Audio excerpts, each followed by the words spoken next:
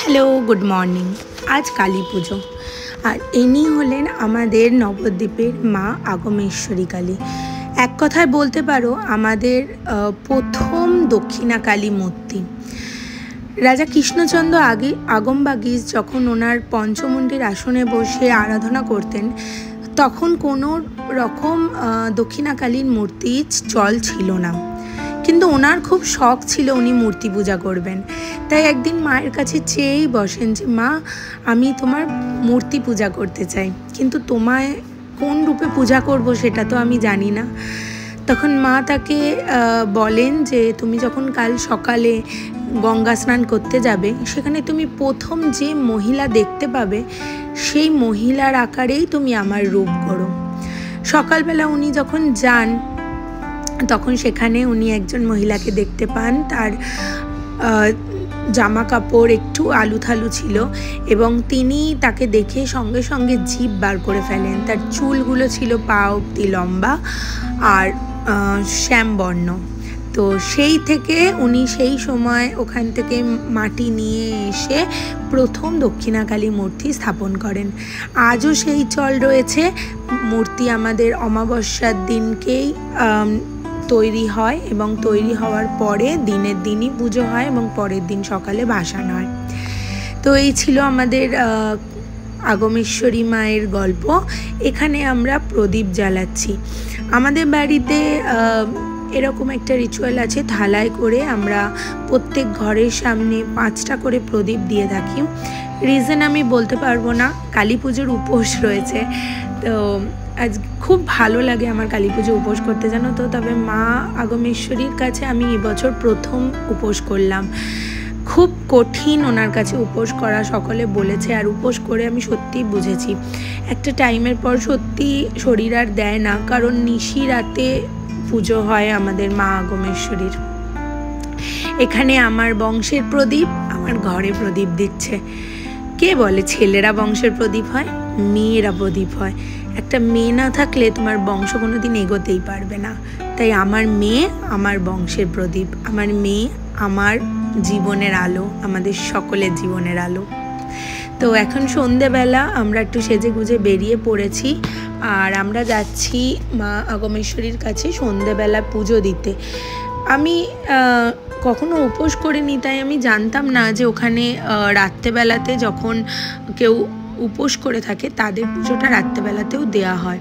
কিন্তু তার জন্য আমি তো আগে আগে চলে গেছি। অঞ্জলির তো কখন হবে তার কোনো ঠিক নেই। তো আমি এখানে গেছি, আর এখানে দেখো একটি মেয়ের ভর হয়েছে আর সে ওখানে রয়েছে। এখানে ওনার মানে ঠাকুরের পুজোর জল ওর মাথায় দিয়ে ওকে শান্ত করা হচ্ছে। আমি ভর দেখতে পারি না, জানো তো, কেন জানি না, আমি ভর একদম দেখতে পারি না। আর এখানে দেখো কত মানুষের ঢল নেমে এসেছে মার কাছে পুজো দেওয়ার জন্য। এখানে এখনো পর্যন্ত চলছে মাকে তৈরি করার কাজ। এই কাজ শেষ হয়েছিল রাত্রির 1টায়, পুজো বসতে বসতে। তোমরা ঠিক শুনেছো, রাত 1টায়। রাত 1টা বেজে গেছে পুজো বসতে বসতে। এখানে আমিও একটু মোমবাতি ধূপ দিয়ে নিচ্ছি, রাতে তো তারপর আসবই। আর আজকে আছে ডুগ্গুর এক নাচের স্কুলের বন্ধু আছে প্রশংসা, তার বাড়িতেও কালী পুজো। তো ওখানে আমরা যাব। ডুগ্গু আর অর্জুন ওখানে প্রসাদ পেয়ে নেবে। আর এখন আমরা যাচ্ছি ওর গানের ম্যাডামের বাড়িতে, যেখানে ওদের বাড়িতেও কালী পুজো হয়। তো একবার সবার বাড়িতেই দেখা করতে হবে, কারণ সকলেই খুশি হয় আর কি দেখা করলে। তো দেখো ওর গানের ম্যামের বাড়ির কালী মূর্তি একবার দর্শন করো। এরপরে গেছিলাম আমাদেরই এখানে আরেক মন্দিরের কাছে।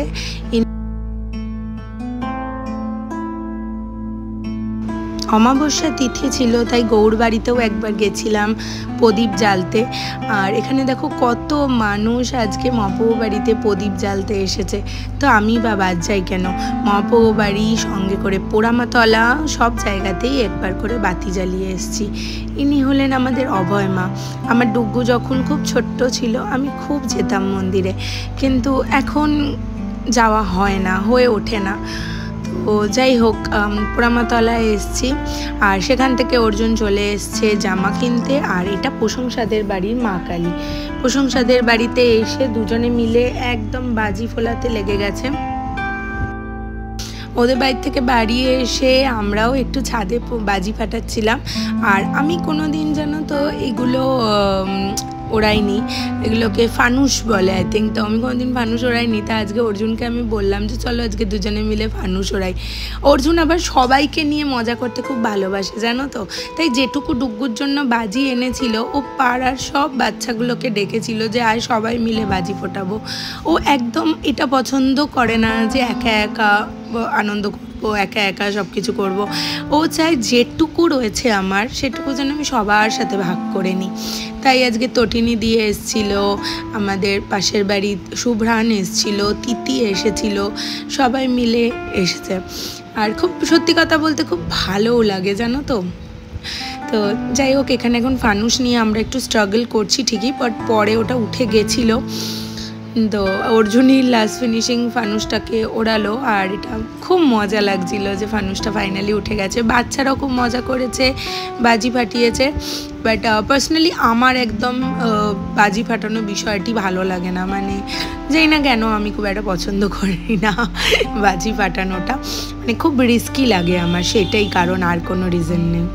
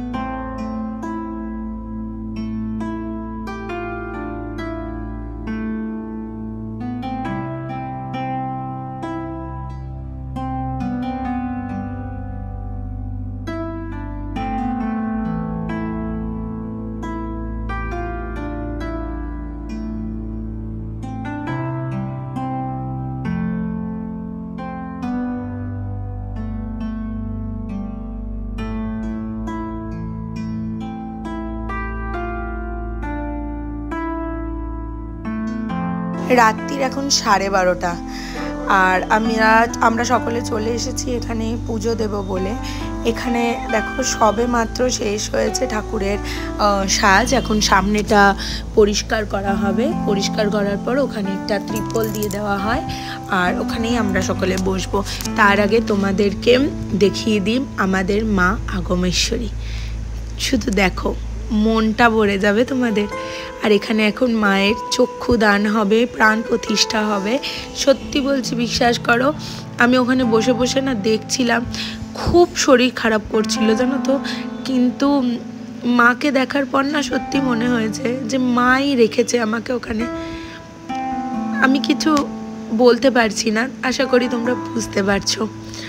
জয় মা।